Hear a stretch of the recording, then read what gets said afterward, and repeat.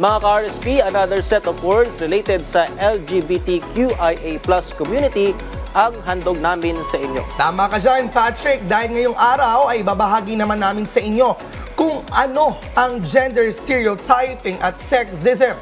So ano pa bang hinihintay natin?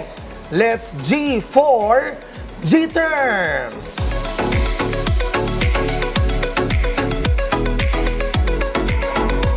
Well, we want to know ano ba ang sexism. So ito po ay isang diskriminasyon laban sa isang tao sa kanilang kasarian.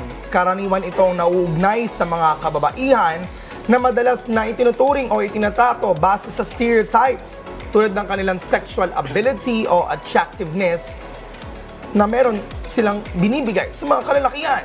At kadalasan ito ay nagre-resulta sa hindi patas na trato at pagtingin sa mga kababaihan bilang isang tao. Halimbawa, ang tingin ng mga kababaihan ay dapat nasa bahay lamang o hindi kayang gumawa ng mabibigat na trabaho. Nako, kung minsan nga mga babae pang siya nagtatrabaho di ba? There's what we call feminism or feminist theory na kung saan there are 4 stages when we talk about it. First is, meron tayong tinatawag na women oppression. Okay? Or diskriminasyon sa mga kababaihan. Nakikita ang mga babae bilang mahina, submissive, at na-objectify siya. Pero syempre gusto natin magkaroon ng gender equality, which is the second stage. Third stage, which is women empowerment. Hanggang sa pwede natin ma-reach yung tinatawag nating radical feminism, na kung saan ang babae ay dominating, na kaya mag-rule din ng isang bansa, na kaya din na maging isang head ng family. Sa ngayon naman nakikita naman natin yung mga kababaihan. Malaki na nga rin yung role sa society. At maging syempre sa mga LGBTQA+ community din, na magandang makita rin yung kanilang galing at hindi yung stereotype na kapag bakla o miyembro ng LGBTQA+ community ay sa gilid lamang, ganito ang trabaho. Kailangan nababago natin yung ma-break natin yung gantong klaseng stigma. Well, kanina, pinag-usapan natin yung tungkol dito. Let's talk about also yung gender stereotyping. Ito yung paniniwala ng lipunan na naglalagay o nag-a-assign ng roles para sa kababaihan at kalalakihan.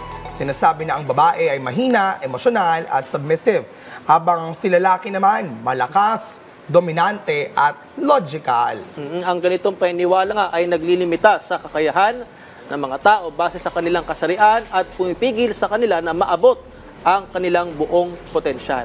Halimbawa, ang ideya ng kababaihan ay dapat mag-focus nga lang sa bahay habang ang kalalakihan ay para sa career at trabaho. Ikaw, syempre, Patrick, I wanna know, as a straight guy, what do you understand about this kind of stereotyping for men versus women? Yun nga, siguro ngayon naman nakikita natin, ginagalang na rin natin yung karapatan ng mga kababaihan, pati na rin ng LGBTQIA+ community. Pero although majority nga, ganun naman na yung ginagawa or pinapractice, meron pa rin pangilan-ngilan yung so at least, malayo na. Pero malayo pa. Kailangan pa natin mabibigyan ng progress at development yan. Paano ito laban ng mga ka-RSP? Kailangan natin maging kritikal sa stereotypes sa paligid mo. Kailangan din i-promote ang gender equality at women empowerment. At syempre, suportahan ang mga patakaran o batas laban sa diskriminasyon.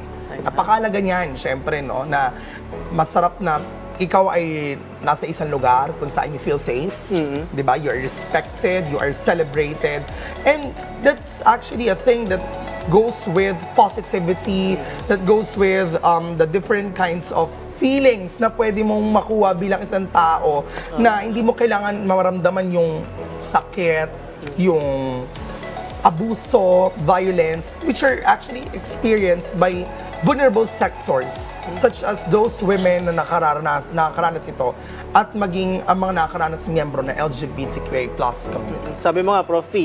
Maganda sa isang environment, you feel safe. Dito sa PTV, may ganyan tayo, di ba? Meron tayong God. Yan, gender and development. Actually, most of the government agencies are having this gender and development, which is really important, para ma-recognize din. We have our all gender restroom, di ba? So, magandang ma-practice natin yan, especially with other government agencies and even private organizations. But anyway, mga ka-RSP, yan muna ang mga salitang hatid namin sa inyo this Thursday. Abangan na iba pang terms na ihatid namin sa inyo next week. Dito pa rin sa G-Terms!